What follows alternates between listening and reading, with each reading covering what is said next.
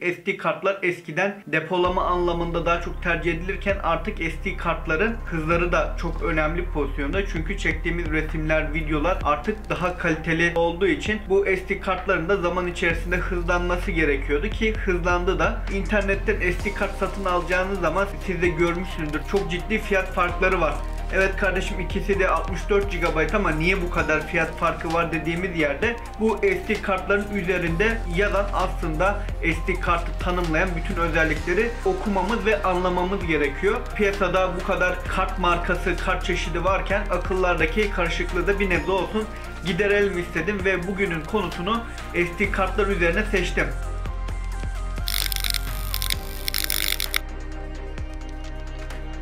Boyutlarından ve adlandırılmasından bahsedecek olursak, standart bildiğimiz SD kart yazıyorsa bunun anlamı 2 GB'a kadar veri depolayabilirsiniz.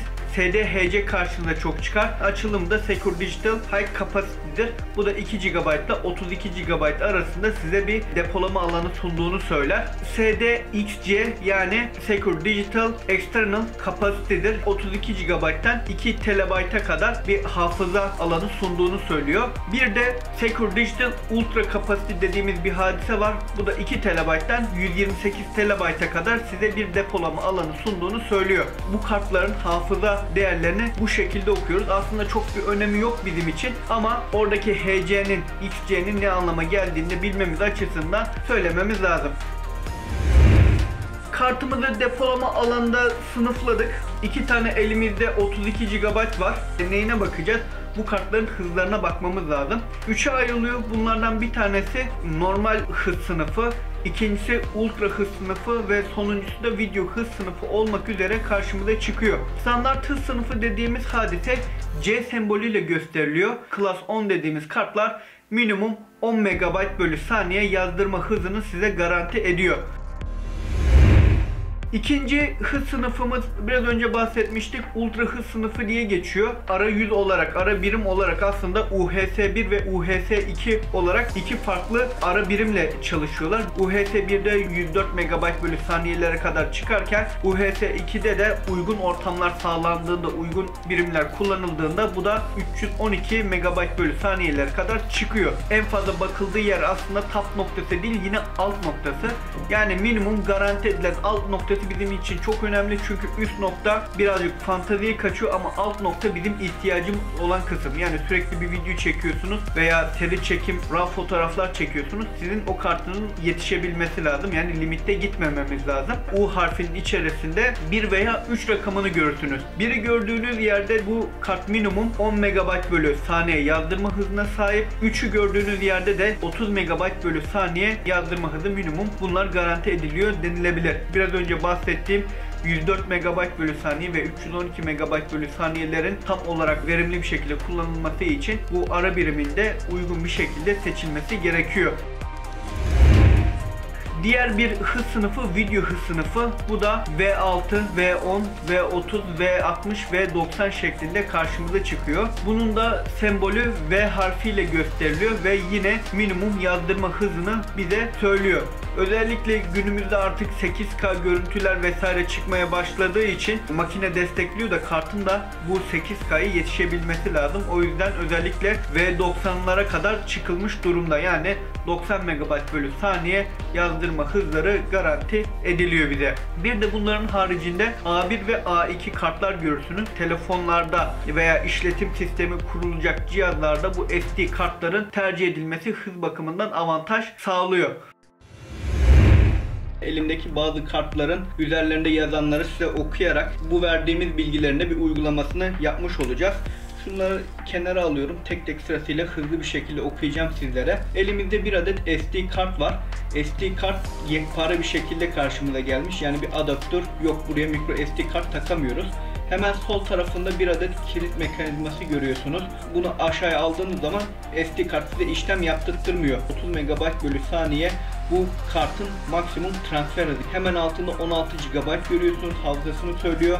SDHC 1 görüyorsunuz. SDHC Secure Digital High Capacity idi. Yani 2 GB ile 32 GB arasındaki hafızayı bize belirtiyor. Bir işareti görüyorsunuz hemen yanında. Yani UHS-1 veri arayüzünü kullandığını söylüyor. Yani buradaki dişlerin UHS-1 tipinde olduğunu bize söylüyor. Altında C işaretinin içerisinde 10 rakamı gözüküyor. Yani standart hız sınıfında Class 11 kart olduğunu söylüyor. Yani 10 MB bölü saniyeyi bize garanti ettiğini söylüyor bu kart. Hemen SanDisk yazısının üstünde bir tane gri nokta var. SD kartımıza not almak için kullandığımız bölme. Diğer bir kartımıza geçelim. Bu bir micro SD kart. Üzerinde micro SD HC yazıyor. Yani 2 GB ile 32 GB arasında olduğunu yine söylüyor. Bir de 8 GB'lık bir hafızası varmış. C işaretinin içerisinde 4 rakamını görüyorsunuz. Bu 4 rakamı minimum 4 MB bölü saniye yazma hızını bize garanti ettiğini söylüyor. Belki depolama amaçlı kullanılabilir ama özellikle 4K çekimlerde veya seri çekim RAW fotoğraflarda bizi sıkıntıya düşürecektir. O yüzden aslında kameralarda kullanılmaması lazım. Toshiba'nın bir kartı var elimde. Micro SD HC1 diyor bunda da. Yani UHS-1 veri yolu arayüzüyle beraber kullanılabildiğini söylüyor ve dikkat ederseniz şurada bardağın içerisinde bir rakamı var. Yani minimum 10 MB bölü saniyeyi bize sunduğunu garanti ettiğini söylüyor. Sağ alt tarafta da hafızasını görüyorsunuz. 16 GB'lık bir hafızası varmış. Elimizde SanDisk'in bir micro SD kartı var. Yine burada aynı şeyleri görüyorsunuz. Micro SD HC1 görüyorsunuz. UHS-1 ile çalışıyormuş. 16 GB ve burada Class 10 işaretini görüyorsunuz. 10 MB bölü saniye size hızı garanti ettiğini söylüyor. Elimde 1 GB'lık micro SD kart var. Çok eski bir kart olduğu zaten belli. Üzerine başka bir şey yazmamışlar. Kesinlikle fotoğraf makinelerinde kullanılmaması gereken bir kart. Depolama olarak da kullanılması zor bir kart. Yani neredeyse çöp olmuş diyebiliriz. Sıradaki ve son kartımıza geçelim. Samsung'un Evo serisi, Evo Plus serisi bir kart var elimde. 128 GB bir micro SD kart bu. Sağ altta kutunun içerisinde 3 rakamı görüyorsunuz. Yani 30 MB bölü saniye hız değerlerini bize garanti ettiğini söylüyor. 30 MB bölü saniye 4K çekimler için veya seri RAW fotoğraflar için kullanılabilir. Bu kartı ben kendi kameramda, aksiyon kameramda, drone'umda vesaire kullanıyorum. Gerçekten de faydasını hız anlamında görüyorum. Ama bu kartın da en hızlı kart olmadığını bilmek lazım. Bundan daha hızlı kartlar da var. Yine zaten bu videonun amacı buydu. En ucuzunu veya en pahalısını almak değil, en idealini, fiyat performans dengesinde en iyi olanını almaktı. Elimdeki SD ve micro SD kartları da bu şekilde incelemiş oldum. Söyleyeceklerim bu kadar arkadaşlar. Umarım bu video sizler için faydalı olmuştur. Yeni videolarımdan anında haberdar olmak isterseniz kanalıma abone olabilirsiniz. Beni desteklemek isterseniz de bu videoyu aşağıdan beğenebilirsiniz. Yeni bir videoya kadar kendinize iyi bakın. Hoşçakalın. Round and round we go, losing self-control. I keep telling myself, but I don't wanna let you know.